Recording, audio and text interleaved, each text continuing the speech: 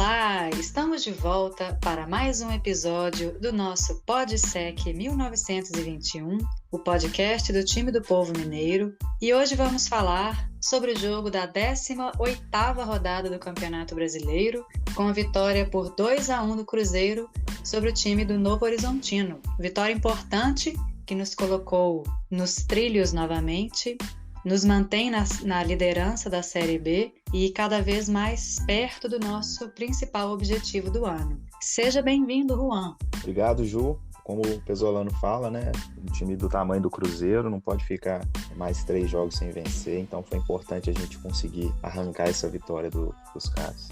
Então bora lá, vamos ver como é que foi esse jogo aí. Bom, para esse jogo contra o Novo Horizontino, a gente teve um desfalque muito importante do William Oliveira, que lesionou, não tem uma data assim para retornar, mas é um jogador que certamente nos faz muita falta, porque ajuda especialmente nos nossos momentos de construção. E voltamos para os 3 zagueiros, né? Contra o Fluminense jogamos com uma linha de 4, e nesse jogo contra o Novo Horizontino voltamos com o Zé Ivaldo para fazer nossa linha de 3. Antes de começar o primeiro tempo, eu vou falar alguns pontos do jogo, assim, de forma geral, que chamaram a atenção. Eu já estava com um pouco de receio para esse jogo por conta do desgaste que tivemos, especialmente no jogo contra o Fluminense, que o time correu demais, e eu confesso que estava com esse receio, e foi o que ocorreu, né? Achei o time bem cansado, e por que isso, para a gente especialmente, é ruim? Para qualquer time é ruim, mas para o Cruzeiro, que gosta de jogar com uma marcação alta, com intensidade, faz falta, né, essa parte física, porque quando a gente não marca com a intensidade que a gente está acostumado, a gente gera mais espaço para o adversário de forma mais fácil, né? E aí o que aconteceu? Assim, o primeiro ponto que me chamou a atenção foi a nossa porcentagem assim, de acerto de passe foi abaixo de 80% em grande parte do jogo. A gente também teve uma porcentagem muito baixa de acerto nas ações gerais. Eu estou colocando isso só para a gente ilustrar um pouco do que foi o time, né? Não foi um jogo bom do Cruzeiro, e um dado assim que é mais para o segundo tempo, porque foi no momento que tomamos gol, mas que também chama a atenção, foi da taxa de duelos ganhos, que quando atingiu o nível mais baixo, foi exatamente no momento em que a gente tomou o gol. E eu acho que a parte física, nossa, explica muito essas questões. Também tivemos poucos passes para o último terço, só a título de comparação, contra o Sampaio Correia, a nossa trinca de zaga, fez 44 passes e acertou 35. E nesse último jogo, só 22 passes e 16 acertos, que eu acho que muito da parte física influenciou também no nosso modelo de jogo, né? E Ju, com certeza a parte física está influenciando. Não, acho que não, a gente pode cravar isso, sabe? Eu converso muito com um amigo meu, analista do Ceará, o Isaac, né? E ele reforça muito esse ponto, ele observa muito isso no futebol brasileiro, desse desgaste, né? Não apenas na questão do que a gente escuta normalmente, né? Todos os treinadores, quando tem uma entrevista, fala e tal, mas em observar mesmo o jogo, né? E inclusive ele que me trouxe essa informação que eu mesmo, igual a gente fala, né? A gente às vezes fica desligado, né? A última partida do Novo Horizontino foi dia 6/7, foi 11 dias antes do Isso. jogo, né? Então, assim, olha o tempo que os caras tiveram de descansar, né? Como fala, né? Como ele gosta de falar, os caras foram com o tanque cheio, né? A gente, às vezes, ele ilustra exemplos na Série A, às vezes, pô, um time líder do campeonato lá, Palmeiras, que tá voando e tal, vai enfrentar um time que tá na zona de rebaixamento, aquele jogo ali que a galera tá esperando um apavoro do Palmeiras, né, por exemplo, e aí é um jogo que o Palmeiras às vezes perde para um cara que tá na zona de rebaixamento. Aí vai ver o jogo, Palmeiras jogando com a intensidade lá embaixo, mas, porra, jogou 2 dias, 3 dias atrás, e o outro time às vezes está fora das outras competições, jogou só uma semana atrás ou mais que isso, né? E eu já alertava isso eu conversando até com a Brisa, né? Que a gente entrou no mês de julho. Essa data, esse mês, é talvez o mês mais perigoso do futebol brasileiro. No final do mês, ou pegando agosto ali também, a gente falar desse dado aqui, a gente vai ver como que é cruel, né? O número de demissões de treinador ele vai aumentar nas próximas semanas. Isso é todos os anos do futebol brasileiro. E provavelmente ela acontece pela quantidade de jogos. São muitos jogos nesses meses do meio do ano, assim, julho, agosto. É jogo quarta, domingo. Os times que estão nas competições de mata-mata paralela têm que enfrentar essas situações, né? Então eu já alertava ela nesse sentido, né? Vai ser um mês que a gente vai sofrer bastante, o rendimento vai cair, como a gente já está vendo, e eu acho que o segredo, a chave para as vitórias nos próximos jogos, para a gente conseguir continuar pontuando, vai ser o Cruzeiro conseguir conquistar os pontos e ganhar as partidas com esse padrão. Aquela média de jogo, de percentual de acerto de ações altíssimas que a gente vinha tendo, infelizmente eu acho que a gente não vai ter nos próximos jogos, sabe? E aí eu acho que a gente vai ter que conseguir conquistar os pontos dentro do que a gente conseguir fazer nesse mês que é tão cansativo. Falando agora sobre o primeiro tempo, o que eu observei assim que o Novo Horizontino tentava fazer para nos agredir era atacar com as transições muito rápidas e com a bola nas costas da nossa última linha. Então, sempre que né, o Cruzeiro gosta de jogar marcando alto, então sempre que o Novo Horizontino recuperava a bola, tinha algum jogador lá da frente fazendo esse movimento de desmarque de ruptura e essa bola vinha nas costas da nossa defesa. Eles também atacavam com muita gente, por vezes tinham 6 jogadores no nosso campo de defesa, usavam amplitude, sempre tinham 2 jogadores abertos pelos corredores laterais. E aí, assim, eu não sei se era uma estratégia do Novo Horizontino, porque às vezes a gente tenta perceber algumas coisas no jogo, mas, né, preciso rever com calma e tal, e eu não pude fazer isso. Mas às vezes eu tinha a impressão de que eles estavam com uma estratégia que parecia com a do Fluminense, assim, de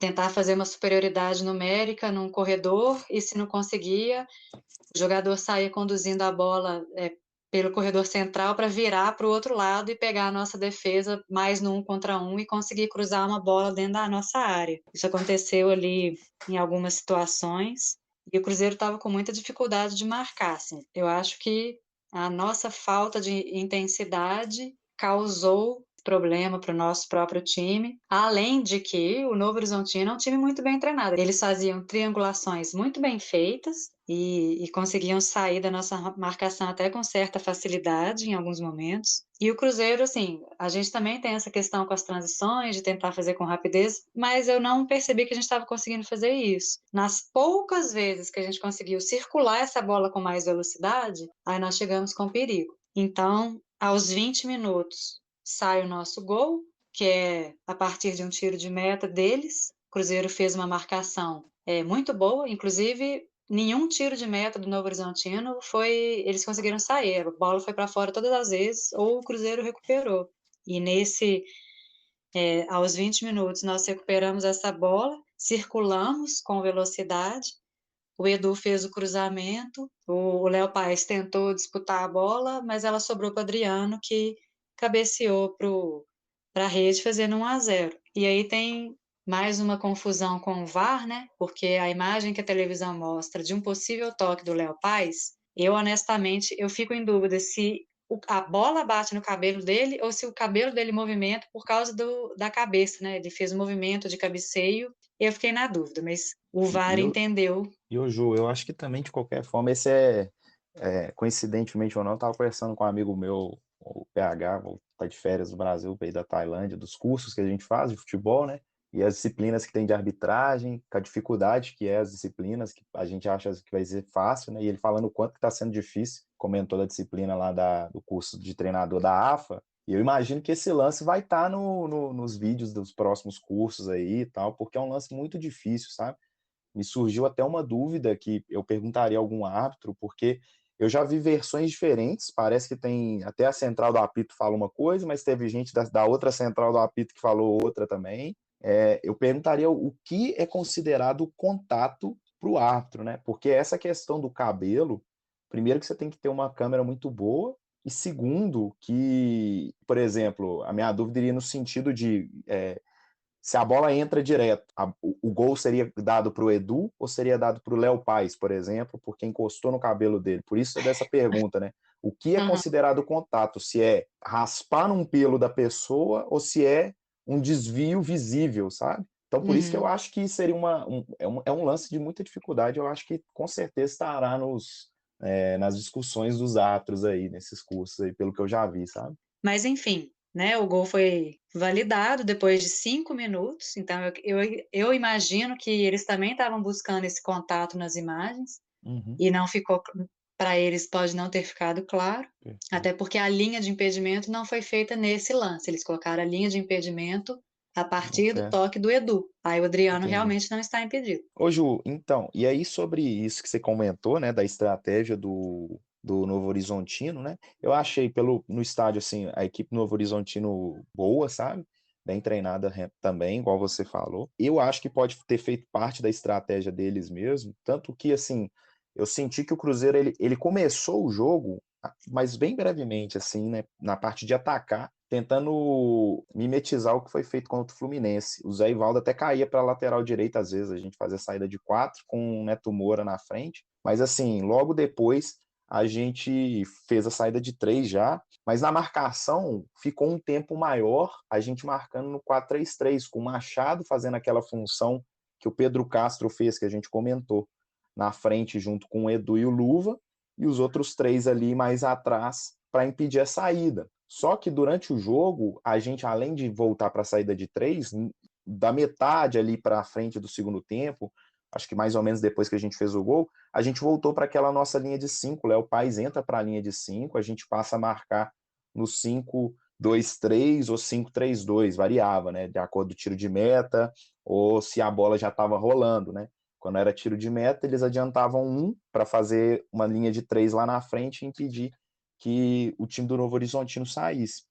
Porque eles estavam saindo com 2. O tiro de meta deles, eles botavam os 2 zagueiros, adiantavam os laterais na linha dos meias, ficava com uma linha de 6 ali nos meias, e os 2 da frente ficavam bem abertos. Só que, assim, eu acho que a estratégia deles, se foi sair jogando, não funcionou, porque o Cruzeiro com 3 ficou em superioridade, ou, aliás, igualdade, né? A gente não pode esquecer do goleiro. E nas bolas longas, a gente estava conseguindo ganhar as segundas bolas, né? Igual você falou, os caras não conseguiram executar bem o tiro de meta. Então, para eles conseguirem sair jogando, tinha que ser a partir de uma situação de transição, e aí sim eles mostravam ter bastante qualidade ali nesse jogo de associação, é uma equipe que aproximava muito, sabe? E por vezes eles tiveram até mais posse que a gente no Mineirão.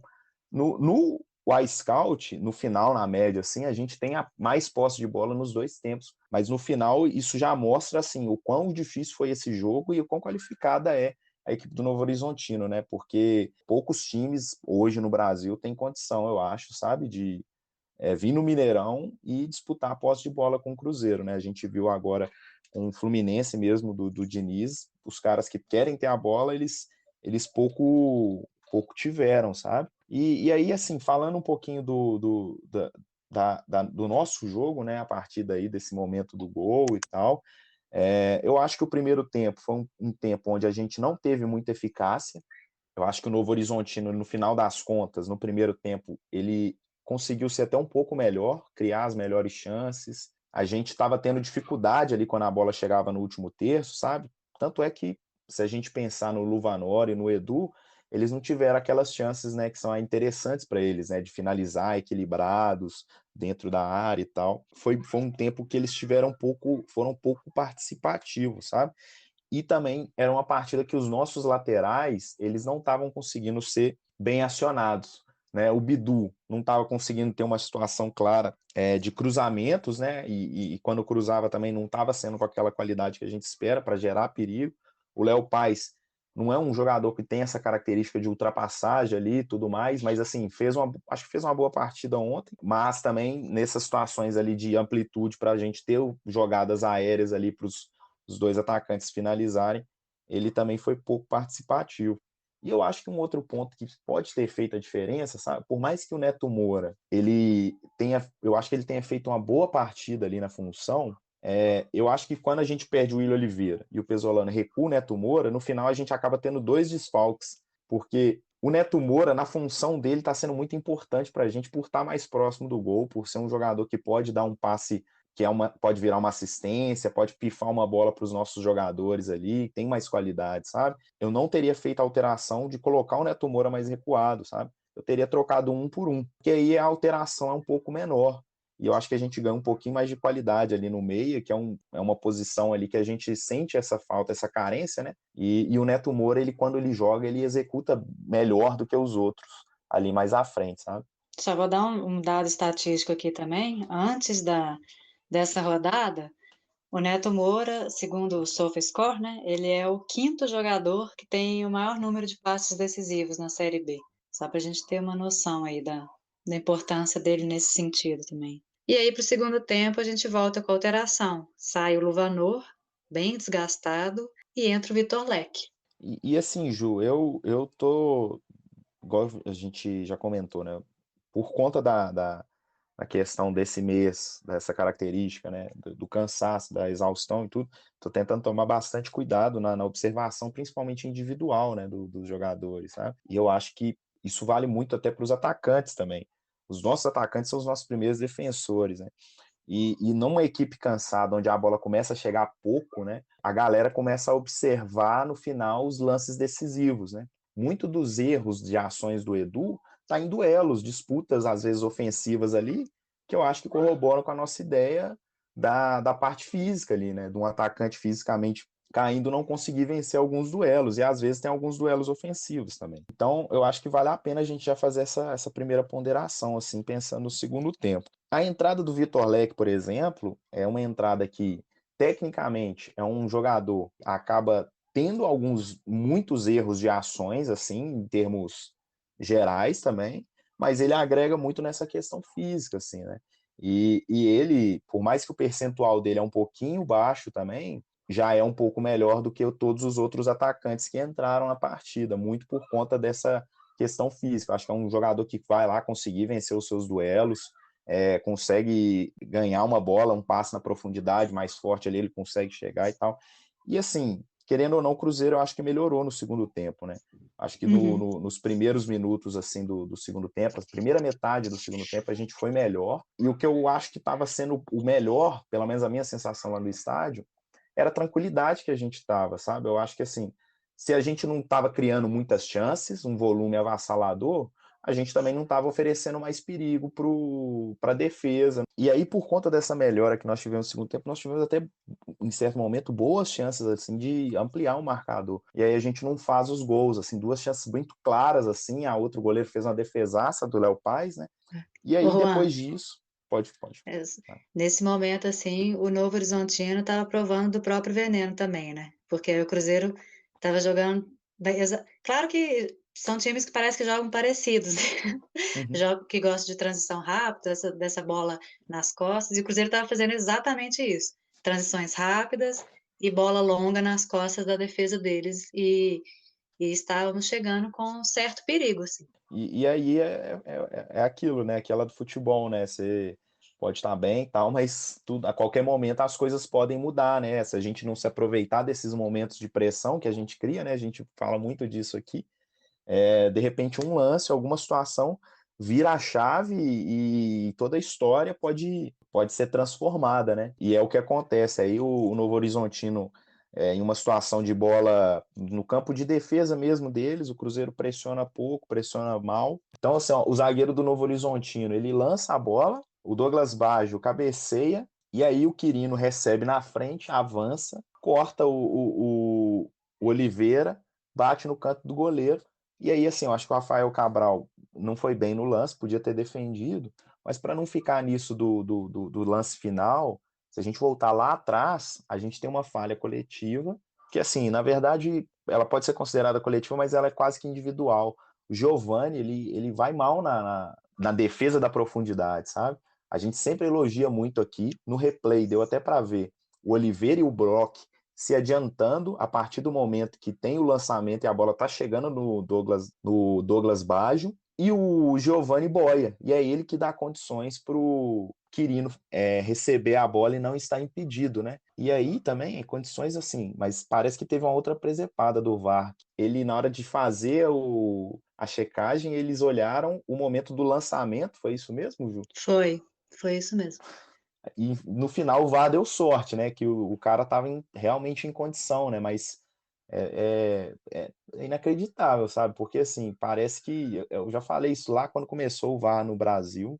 Eu tenho a sensação, às vezes, que os caras do VAR no Brasil aqui, eles querem boicotar o software, eles não gostam da ideia, sabe?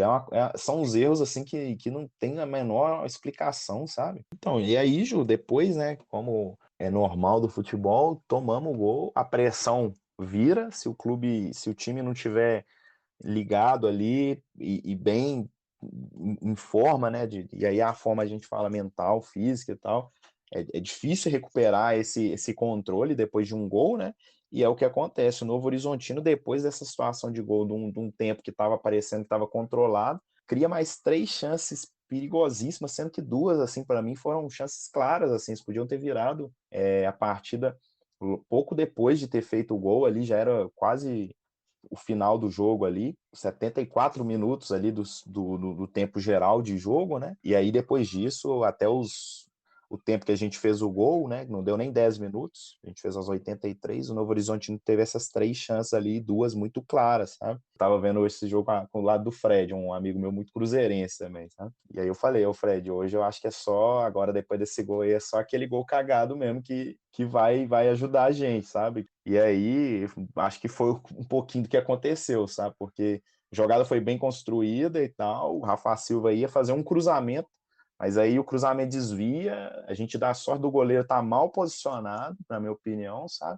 Ele foi tentar antecipar um cruzamento e, enfim, no final a gente faz esse gol, acha esse gol, mas eu acho que é aquele gol também que relembra o Cruzeiro de sempre do Mineirão, né? Aquele Cruzeiro que, quando não está fazendo um bom jogo também, a gente em casa, a gente acha as vitórias e garante os 3 pontos também, que tem dia que o importante é isso, né? Não é o jogar bem, vai ter dia que, infelizmente, a gente vai ter que ganhar do jeito que der para ganhar, né?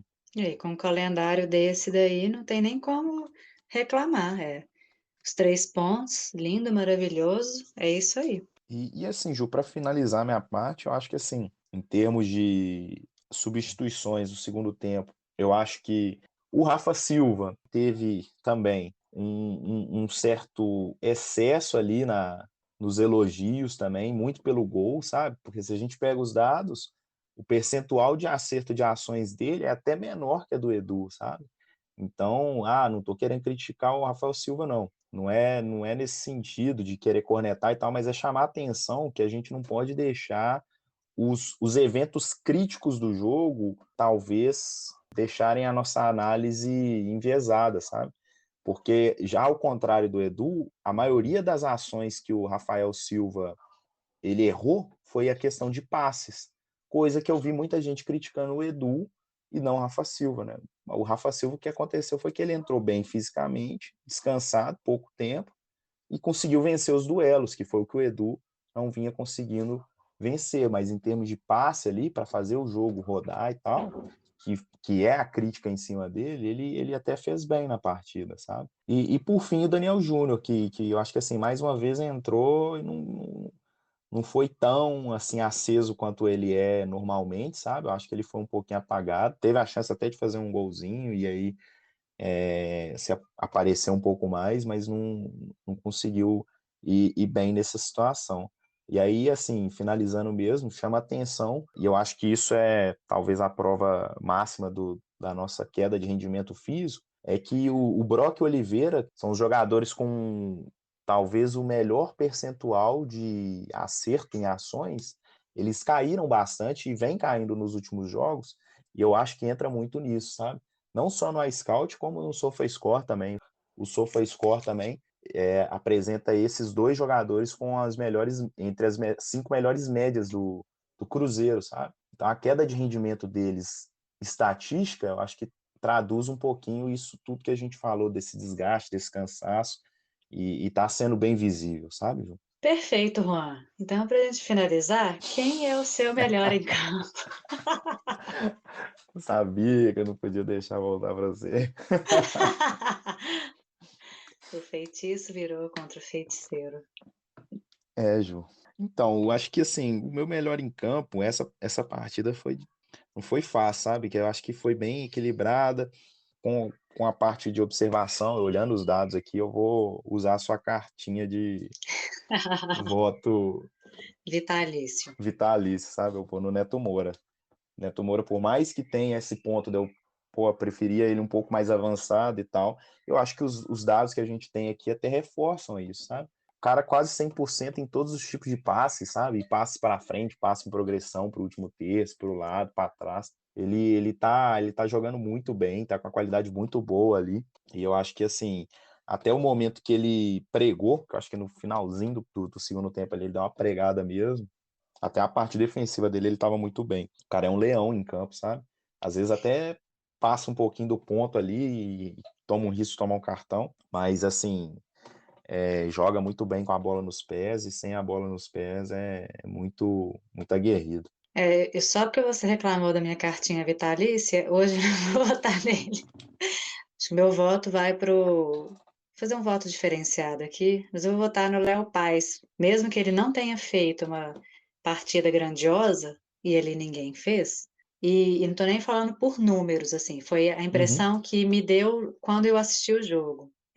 Mas eu acho que ele é um coringa muito bom, assim, ele é um quebra-galho ali muito bom, dá uma consistência defensiva pra gente, deu um passe muito bom para o Daniel Júnior para a gente matar o jogo. Era a minha Acho segunda que, opção, ele. acho que é um jogador que, mesmo que não tenha um brilhantismo, assim, mas acho que o que ele faz bem feito.